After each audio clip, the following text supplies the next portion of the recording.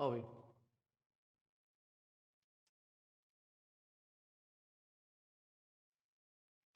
Suppose हमारे पास एक fix point है,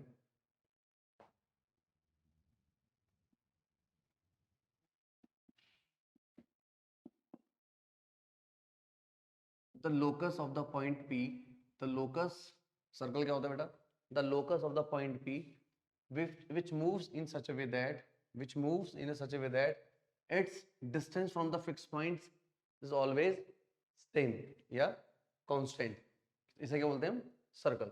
ठीक है, क्या बोला कि अगर कोई पॉइंट P है, इस पॉइंट P का लोकस सर्कल हो सकता है अगर इसका किसी फिक्स पॉइंट से जो डिस्टेंस है वो हमेशा सेम रहे और कांस्टेंट रहे।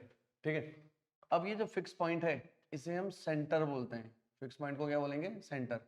सपोज सेंटर मैंने h के अज्यूम कर लिया और लोकस वाला पॉइंट P, इसको मैंने पैरामीटर पॉइंट xy ले लिया और इसका जो डिस्टेंस है वो r। तो मैं क्या बोलूंगा, इसको O कंसिडर कर लेते हैं। PO इक्वल्स टू r, यानी डिस्टेंस फॉर्मूला अप्लाई कर लें तो x minus H square plus y minus के square equals to r, squaring both the sides equals to r square. तो यहाँ पर h के सेंटर है, h कॉमा के क्या है बेटा, सेंटर, और r है इसका रेडियस, r इसका रेडियस है। ठीक है, अगर मैं एक कॉनिक सेक्शन की इक्वेशन लूँ, कॉनिक सेक्शन की इक्वेशन क्या होती है, जो आपने पढ़ा था, A X square B Y square plus two H X Y plus two G X plus two F Y plus C equal to 0। ये कोनिक की इक्वेशन है। ठीक है, अब ये कोनिक की equation pair of straight line होने का और कोनिक सेक्शन होने की कंडीशन है। पीओसेल होने के लिए क्या डिटरमिनेंट क्या होना चाहिए, और कोनिक होने के लिए डिटरमिनेंट 0 नहीं होना चाहिए। ठीक है, और इसमें coefficient of x square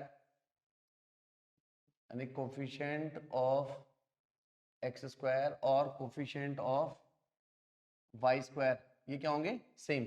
that is A and B क्या होना चाहिए, सेम। अच्छा, एंड जो h है वो क्या होना चाहिए, 0। ठीक है, h क्या होगा, 0।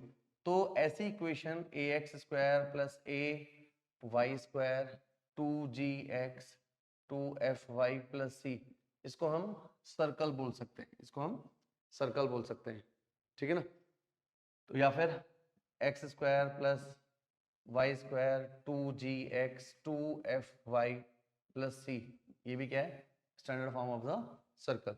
ठीक है, अगर मैं इसको एक्सपेंड करता हूँ, इसको एक्सपेंड करता हूँ जो सेंट्रल फॉर्म, इसको क्या बोलते हैं, सेंट्रल फॉर्म, इसे क्या बोलते हैं, सेंट्रल फॉर्म, इसे क्या बोलते हैं, एक्सपेंडेड फॉर्म या फिर general form of the circle. अगर मैं इसको सेंट्रल फॉर्म को एक्सपेंड करूँ तो ये X square plus H square minus two H X Y square plus के square two K Y minus R square equal to 0। तो x square plus Y square minus two H X minus two K Y और H square plus के square minus R square equal to 0। इन दोनों का अगर मैं आपस में कंपेयर करता हूँ, देखो एक्स स्क्वायर और वाई स्क्वायर का कोफिशिएंट सेम है, 1 है वो भी। यहाँ पर x का कोफिशिएंट 2g, इधर है माइनस 2h। यहाँ पर y का कोफिशिएंट 2y, इधर y का कोफिशिएंट माइनस 2k, और यहाँ पर कांस्टेंट टर्म c, यहाँ पर एच स्क्वायर प्लस के स्क्वायर माइनस आर स्क्वायर। तो आप यहाँ देखिए जो h है, h क्या हो जाएगा, माइनस जी, और जो k है वो हो जाएगा माइनस एफ, और यहाँ से जो आर स्क्वायर है, आर स्क्वायर क्या हुआ, एच स्क्वायर प्लस के स्क्वायर माइनस सी, तो r equals to h square plus के स्क्वायर माइनस सी, ये हमारा रेडियस हो गया, ये हमारा रेडियस हो गया। और यहाँ से सेंटर, सेंटर ऑफ सर्कल जो h कॉमा के हुआ करता था सेंट्रल फॉर्म में, वो यहाँ पर माइनस जी कॉमा माइनस एफ होगा। हाँ सी सी, ठीक है, समझ आया। तो ये रेडियस है और ये सेंटर है। ठीक है, तो सेंट्रल फॉर्म में जो सेंटर एच के होते हैं वो एक्सपेंडेड फॉर्म ही जनरल फॉर्म है, माइनस जी माइनस एफ। माइनस जी माइनस एफ का क्या मतलब है, सेंट्रल फॉर्म में जो सेंटर होता है एच कॉमा के, वो जनरल फॉर्म में क्या है, माइनस जी कॉमा माइनस एफ, माइनस जी कॉमा माइनस एफ। जी का मतलब क्या है, minus half coefficient of X and minus half coefficient of Y, ठीक है ना। तो सेंटर क्या होता है, centre minus half coefficient of X comma minus half coefficient of Y, ये सेंटर हो गया, ठीक है। अच्छा अब आप यहाँ देखिए, जो मेरा रेडियस है, रेडियस क्या होता है, एच स्क्वायर प्लस के स्क्वायर माइनस सी, रेडियस होता है ये। अब इसके अंदर से अगर एच स्क्वायर प्लस के स्क्वायर माइनस सी, एच स्क्वायर प्लस के स्क्वायर माइनस सी, अगर ये ग्रेटर देन जीरो है, अगर ये ग्रेटर देन जीरो है, तो ये क्या है हमारा, ये रियल सर्कल है, ये क्या है, रियल सर्कल है, ठीक है। और अगर एच स्क्वायर प्लस के square minus c equal to zero है, तो इसको बोलते हैं पॉइंट सर्कल, ठीक है। और अगर एच स्क्वायर प्लस के स्क्वायर माइनस सी लेस देन जीरो, तो इसका बोलते हैं इमेजिनरी सर्कल, ठीक है, इमेजिनरी सर्कल। तो ये रियल सर्कल,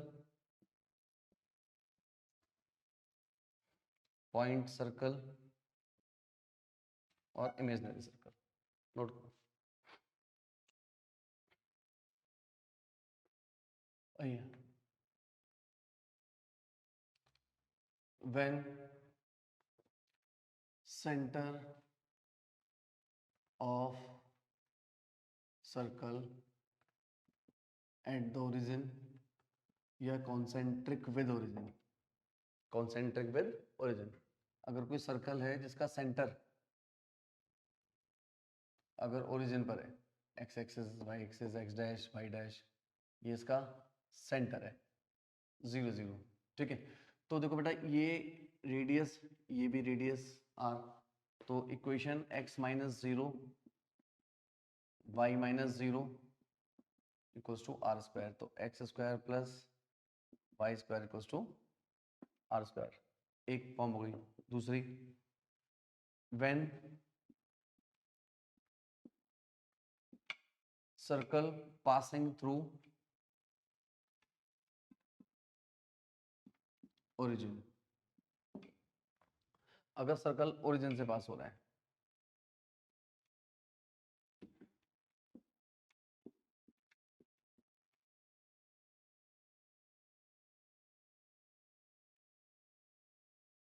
सपोज इस तरीके से पास हो रहा है सर्कल ओरिजिन से, ठीक है बेटा। तो ये ओ, ये ए और ये बी, तो ओ ए एंड ओ बी क्या है यहाँ पर, कॉर्ड, और सेंटर हमेशा कॉर्ड को बाइसेक्ट करती है, हमेशा कॉर्ड को क्या करती है, बाइसेक्ट, ठीक है बेटा। और ये इसको भी करेगी, ये भी बाइसेक्ट, ये भी क्या करेगी, बाइसेक्ट। अगर ये लेंथ ए है, अगर ये लेंथ ए है, ठीक है। अच्छा दूसरा क्या है कि ये इसकी रेडियस है, ये रेडियस है। अगर ये वाला पॉइंट ए कॉमा जीरो है और ये वाला पॉइंट जीरो कॉमा बी है, तो ये वाली लेंथ बी बाई टू हो गई और ये वाली लेंथ ए बाई टू हो गई। तो जो यहाँ पर सेंटर है, centre A by two comma B by two हो गया, सेंटर हो गया A by two comma B by two. अच्छा और रेडियस क्या हो जाएगी, रेडियस, रेडियस हो जाएगी बेटा ओ से लेकर सी तक का लेंथ, रेडियस हो जाएगी ओ से लेकर के सी तक का लेंथ आर, क्या होगा, under root a by two minus zero plus b by two minus zero, तो आर स्क्वायर आपका हो गया a square plus b square by four, ये आर स्क्वायर हो गया। Centre A by two b by two, तो equation of circle is x minus a by two y minus b by two equals to are square, और r square क्या है,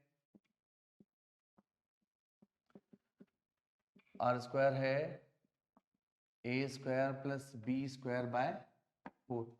अगर मैं इसको एक्सपेंड करूं, एक्सपेंड, तो x square plus Y square minus two x का मतलब a x minus b y, और a square by four b square by four इससे कैंसिल हो जाएगा, ये रिजल्ट बचा when the equation is passing through origin, when the equation is passing through origin, ठीक है।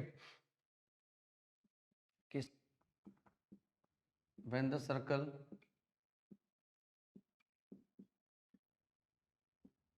touches एक्स एक्सिस, अगर circle x axis को टच कर रहा है केवल,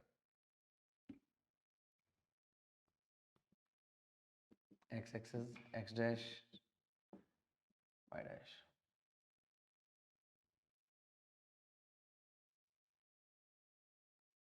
एक्स एक्सिस को टच कर रहा है तो बेटा ये सेंटर है।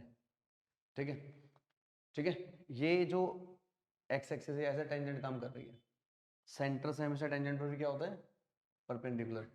ठीक है, तो ये जो लेंथ है, अगर मैं इसके सेंटर को एच कॉमा के बोलता हूँ, अगर सेंटर को एच कॉमा के बोलता हूँ, तो देखो जो वाई कोऑर्डिनेट है वो उसका रेडियस हो गया, रेडियस क्या हो गया, के, जो वाई कोऑर्डिनेट है नहीं के।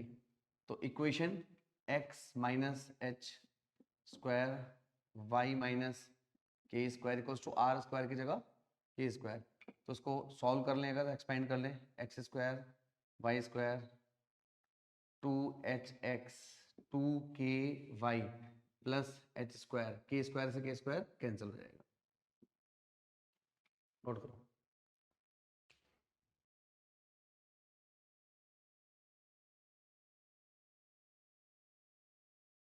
when circle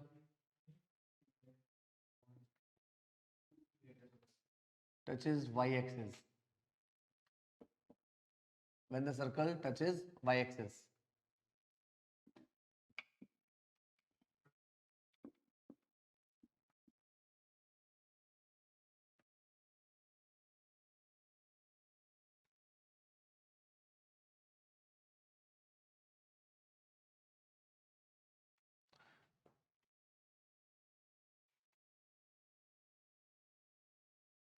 देखो अगर सर्कल ये y-axis को टच कर रहा है, ये इसका सेंटर है, सेंटर h कॉमा के, लेकिन इस बार जो रेडियस है, रेडियस किसके इक्वल होगी, x, absolute value of x axis वाली जो वैल्यू है, तो ये रेडियस हो गई h कोऑर्डिनेट के इक्वल। तो equation x minus h y minus k equals to h square, expand कर लो, x square y square 2k y 2hx plus के स्क्वायर, एच स्क्वायर से एच स्क्वायर कैंसिल हो जाएगा। अब देखो इससे पहले वाला जो केस था वो था कि when the circle touches the x axis, ये वाला केस है when the circle touches y axis. अब क्या है, when the circle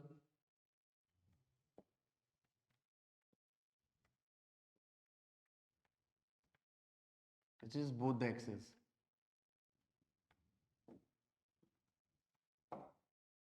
touches both the axes,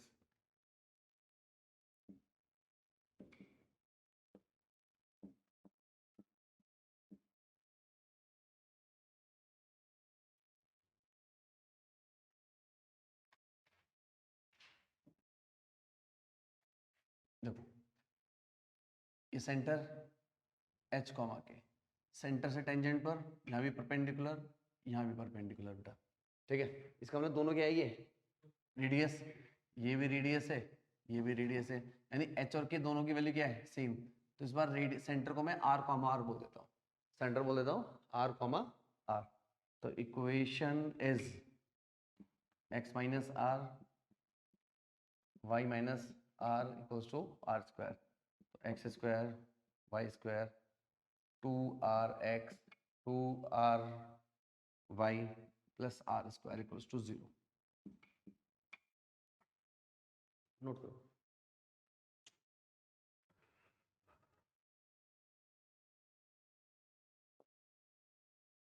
when the circle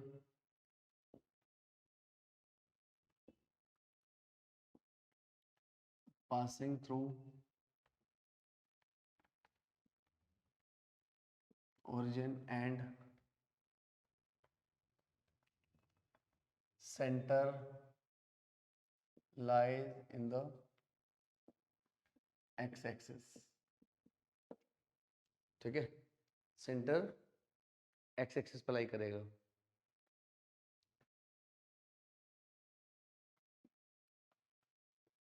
तो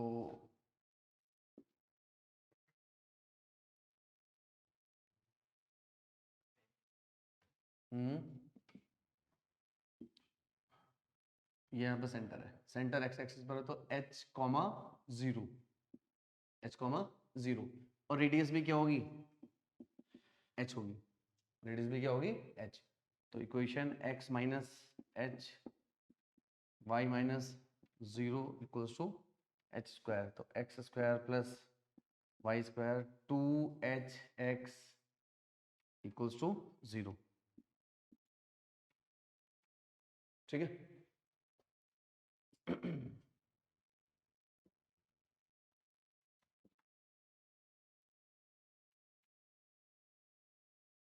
when the circle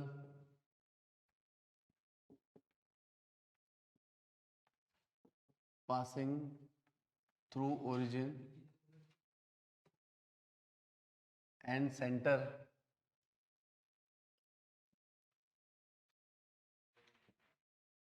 lies on the y-axis,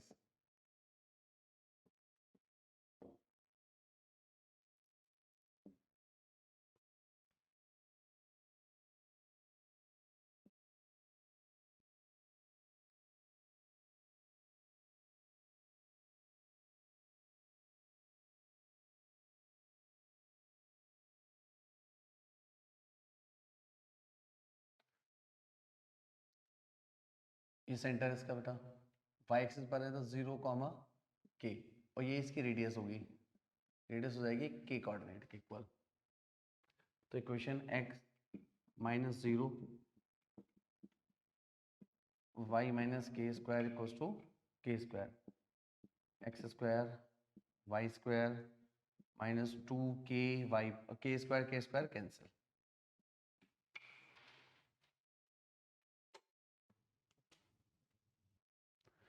देखो बेटा next topic है circum circle of a triangle. एक triangle दिया है और ट्राइंगल के ऊपर से सर्कल बन रहा है।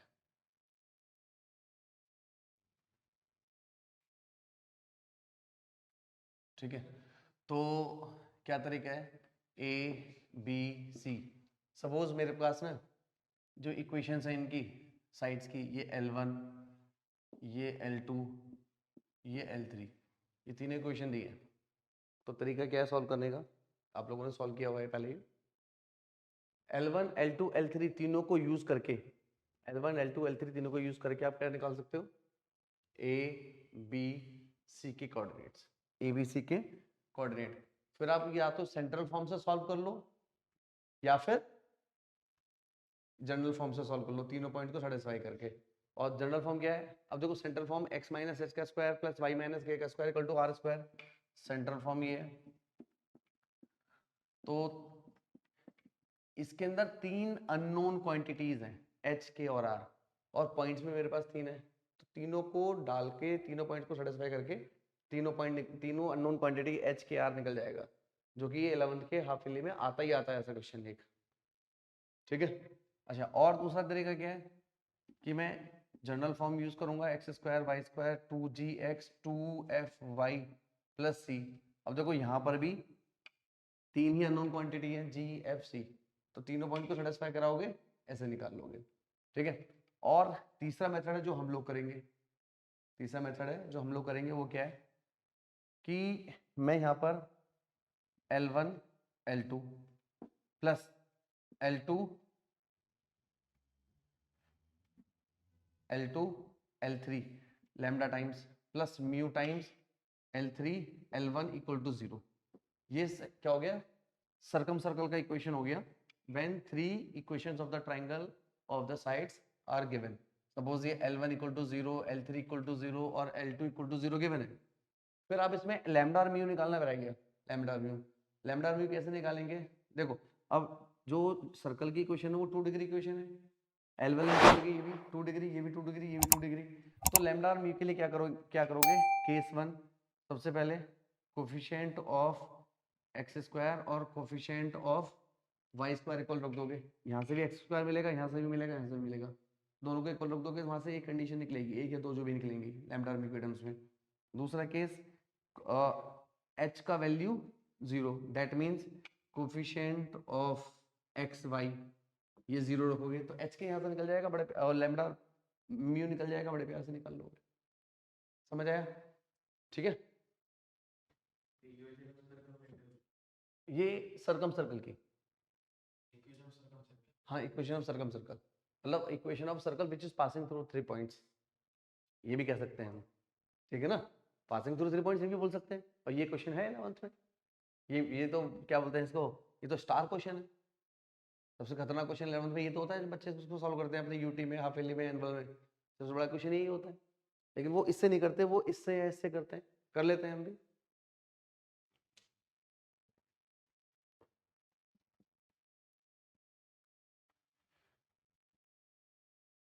Circum circle of a rectangle और स्क्वायर, समझ आया कि रेक्टेंगल या स्क्वायर के बाहर हमारे पास सर्कल बन रहा है,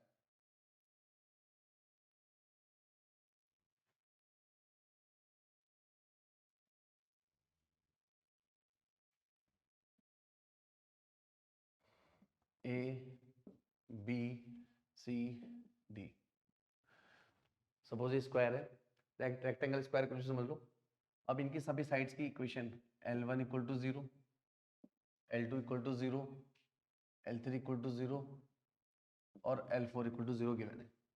तो पहला मेथड तो ये है कि भाई मैं a b c d find कर लूँ, a b c d find कर लेता हूँ 4 पॉइंट, और फिर कैसे सॉल्व करेंगे इसके तरीके से, या तो मैं स्टैंडर्ड फॉर्म, जो central form sorry, x minus H square plus y minus के square equals to are square है, वहाँ पर आप ये तीनों पॉइंट रखोगे, 3 अननोन वैल्यूज निकल जाएंगी एच के और आर, उससे इक्वेशन निकल जाएगी जो चौथे पॉइंट का काम क्या है, चेक कर लोगे कि सच में सर्कल की इक्वेशन को सेटिस्फाई कर रहा है या नहीं कर रहा, किन्हीं भी 3 पॉइंट की जरूरत से आप सॉल्व करके निकाल लोगे इसको, ठीक है। या फिर x square plus Y square plus 2g x 2fy plus C equal to 0, यहाँ पर भी 3 ही अननोन क्वांटिटीज हैं g f एंड c, तो a b c तीनों में से कोई भी पॉइंट रखोगे निकल जाएगी क्वेश्चन बड़े प्यार से, और चौथे को सेटिस्फाई करके देख लोगे कि सेटिस्फाई करता है, ठीक है।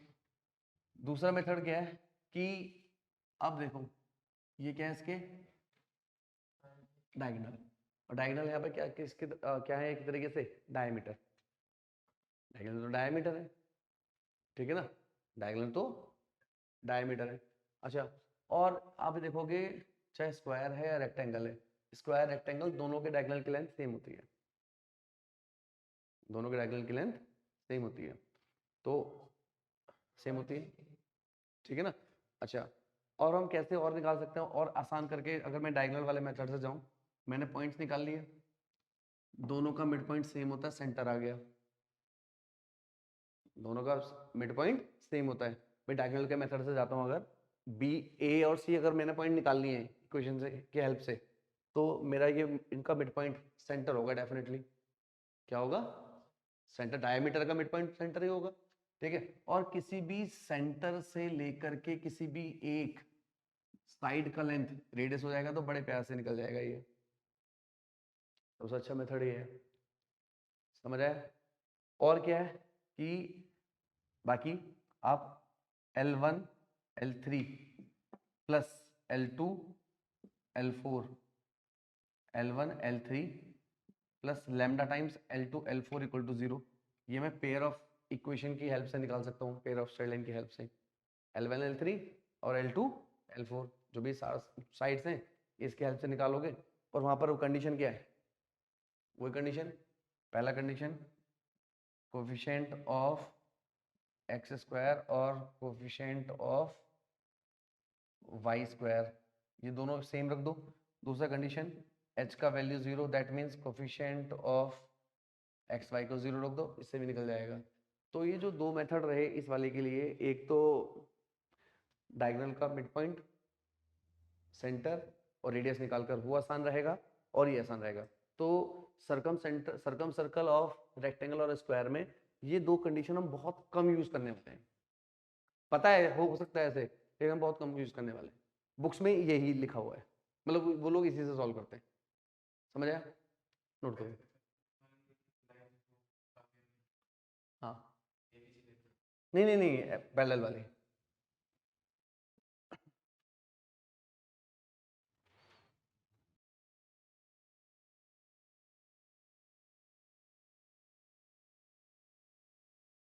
देखो भी, अगर मेरे पास जनरल इक्वेशन है सर्कल की x square plus Y square plus 2gx 2fy plus C equal to 0, इस केस में देखो जो सेंटर है, सेंटर क्या होगा, माइनस जी कॉमा माइनस एफ, और रेडियस क्या होगी, under root g square plus f square minus c, ये रेडियस हो जाएगी। ठीक है। अच्छा, इस केस में आप ये देखिए, जो हमने कंडीशन अभी डिस्कस की थी पहले, उसको पहले हमने सेंटर फॉर्म के अकॉर्डिंग डिस्कस की थी, या वहां से कंडीशन से मैंने सेंटर फॉर्म निकाला था। अगर मैं कंडीशन के हिसाब से इसको इसमें एडजस्ट करूं, जनरल फॉर्म में कैसे होगा, जैसे when circle passing through origin, अगर सर्कल ओरिजिन से पास हो रहा है, इसका मतलब x और y का वैल्यू 0, दैट मीन्स c का value 0, that is constant term 0। ठीक है। अच्छा, अब क्या था, व्हेन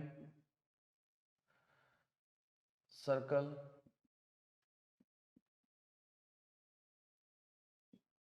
टचेस x एक्सिस, अगर सर्कल x एक्सिस को टच कर रहा है, ये वाला केस था, ठीक है ना, सर्कल x एक्सिस को टच कर रहा है, तो आप यहाँ देखो जो सेंटर है, सेंटर क्या होता था इसमें, सेंटर h कॉमा के, लेकिन रेडियस क्या होती है, रेडियस रेडियस h, हाँ रेडियस क्या थी, रेडियस k है, रेडियस k है, तो रेडियस हमारी क्या है, k। तो अगर मैं इस केस में जाऊं तो यहाँ पर सेंटर क्या होता है, माइनस जी कॉमा माइनस एफ होता है, सेंटर क्या होता है, माइनस जी कॉमा माइनस एफ। ठीक है, तो रेडियस क्या हो जाएगा यहाँ पर मेरा, माइनस एफ, रेडियस क्या हो जाएगा, माइनस एफ। तो अगर मैं इसके अकॉर्डिंग जाऊँ, यहाँ पर रख दूँ, अगर आर की वैल्यू मैं माइनस एफ रख दूँ, तो एफ, तो g square equals to c, g square equals to c कब, जिस केस अगर सर्कल एक्स एक्सिस को टच कर रहा है, तो उस केस में जी स्क्वायर और सी क्या होंगे, हमेशा सेम रहेंगे, जी स्क्वायर और सी क्या रहेंगे, सेम रहेंगे। ठीक है, and when the circle touches y axis, अगर ये y axis को टच कर रहा है, तो यहाँ पर देखो सेंटर क्या था, सेंटर h कॉमा के, लेकिन रेडियस किसके इक्वल है, h के इक्वल है, रेडियस h के इक्वल है, यानी इसका मतलब रेडियस किसके इक्वल है, g के इक्वल है, माइनस जी तो बोल नहीं सकते, जी बोलो, यहाँ पर लेंथ तो पॉजिटिव होगी ना। ठीक है, तो यहाँ पर डालो, यहाँ पे क्या है, r और g सेम, तो एफ स्क्वायर इक्वल्स टू सी हो गया, एफ स्क्वायर इक्वल्स टू सी। अच्छा, अगर when the circle touches both the axis, अगर दोनों एक्सिस को टच कर रहा है सर्कल, तो इस केस में क्या था बेटा, यहाँ पर जो मेरा सेंटर था वो r कॉमा r था, सेंटर क्या है, r कॉमा r, तो r की वैल्यू भी g है और r की वैल्यू ही f है, दोनों को रखो, तो r square equals to are square plus r square minus c, तो आर स्क्वायर इक्वल्स टू सी, समझ आया।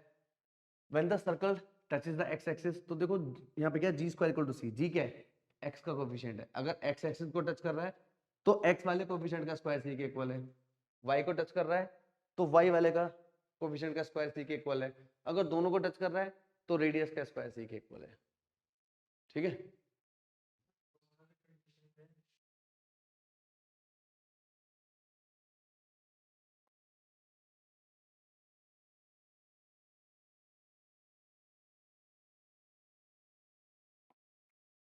इंटरसेप्ट्स ऑन एक्सिस, हमने ये तो बात कर ली कि सर्कल एक्स एक्सिस को टच कर रहा है, तो क्या है, एक्स एक्सिस को टच करने का मतलब g square equal to c, y axis को टच कर रहा है f square equal to c. दोनों एक्सिस को टच कर रहा है तो जी स्क्वायर एफ स्क्वायर दोनों इक्वल टू सी। लेकिन अगर वो एक्स एक्सिस को इंटरसेक्ट करे, वाई एक्सिस को इंटरसेक्ट करे तो इंटरसेप्ट बनाएगा। तो हमें अगर वो इंटरसेक्ट करेगा,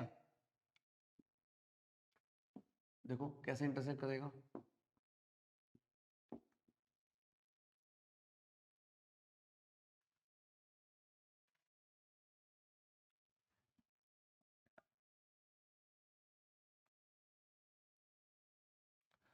एक बार में भी सही नहीं बनता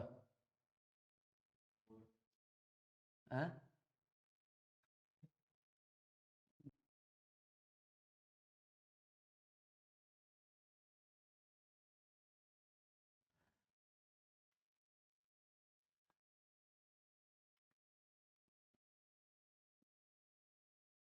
उसमें तो बनाने की थोड़ा देर उठाया फिट कर दिया, ये सब हम है? वैसे स्मार्ट बोर्ड का सबसे अच्छा इस्तेमाल मैथ्स और फिजिक्स में ही है। मानता नहीं मानता है? है ना? केमिस्ट्री वाले बेचारे क्या करेंगे इसमें, उनसे ले लो वापस। खोल देखो।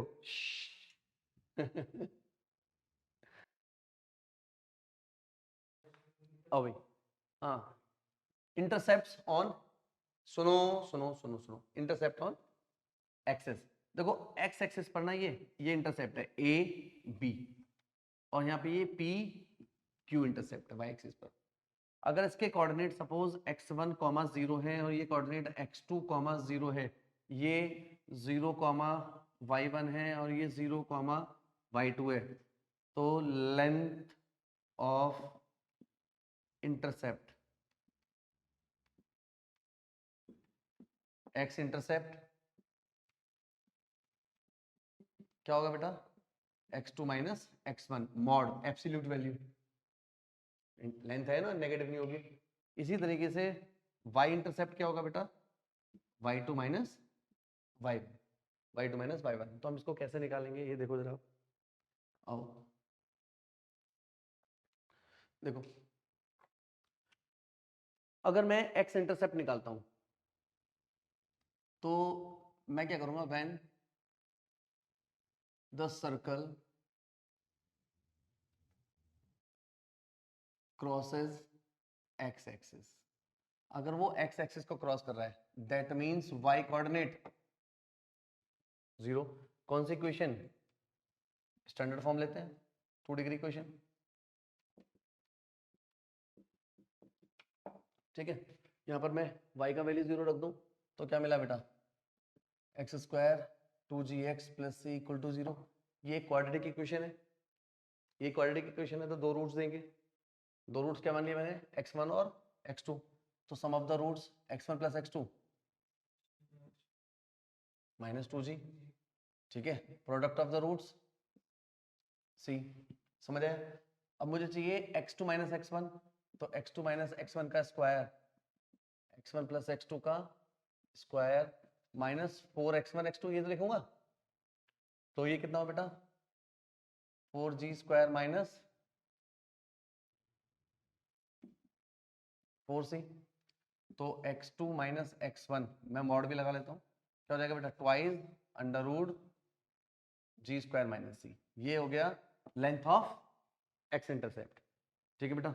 ये हुआ लेंथ ऑफ एक्स इंटरसेप्ट। क्या हुआ x intercept, x2 minus x1 और 2 under root g square minus सी।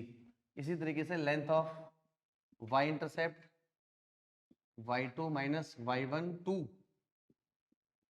एफ स्क्वायर माइनस सी, ठीक है। अब यहां देखो फर्स्ट केस, अगर g square minus c is greater than 0 है, दैट मीन्स जब जब जी स्क्वायर का वैल्यू सी से बड़ा है, जब जब जी स्क्वायर का वैल्यू सी से बड़ा है, तो इसका लेंथ ऑफ इंटरसेप्ट रियल होगा, ठीक है। Then roots, there are two distinct roots, there are two distinct roots, और उनका डिफरेंस क्या होगा, लेंथ ऑफ एक्स इंटरसेप्ट, अब वो कितना होगा 2 under root g square minus सी। अब अगर जी स्क्वायर माइनस सी 0 होगा, हाँ इसका मतलब लेंथ ऑफ एक्स इंटरसेप्ट 0 होगा, इसका मतलब सर्कल केवल टच करेगा, ठीक है ना, इसका मतलब सर्कल एक्स एक्सिस को टच करेगा, टच इज एक्स एक्सिस, और यहाँ पर क्रॉसेस द एक्स एक्सिस। और अगर जी स्क्वायर माइनस सी लेस देन 0 है तो पॉइंट्स आर इमेजिनरी, इसका मतलब सर्कल कभी टच नहीं करेगा, ठीक है, circle never touch the x axis, never touches x axis. समझ आया? इसी तरीके से आप यही केस y के लिए भी लिख लोगे, लिखना है y के लिए एफ स्क्वायर माइनस सी ग्रेटर देन 0, तो y एक्सिस को क्रॉस करेगा, यहाँ लिख दो, यहाँ लिख लेना इसको, क्रॉसेस द एक्स एक्सिस, ठीक है, crosses the x axis at two real and distinct points, at two real and distinct points, ठीक है, समझ आया? इसी तरह से y वाले लिख लो। आज इतना करते हैं, और इससे रिलेटेड क्वेश्चन है ना, प्रैक्टिस एक्सरसाइज है, उसको तो मत टच करना, लेकिन जो एक्सरसाइज है उसमें छोटे मोटे क्वेश्चंस हो जाएंगे, ठीक है। तो कल हम पहले ना यहाँ तक का जितना पढ़ा है उसके पहले क्वेश्चंस खत्म कर लेंगे इस लेवल के, ठीक है, फिर आगे चलेंगे।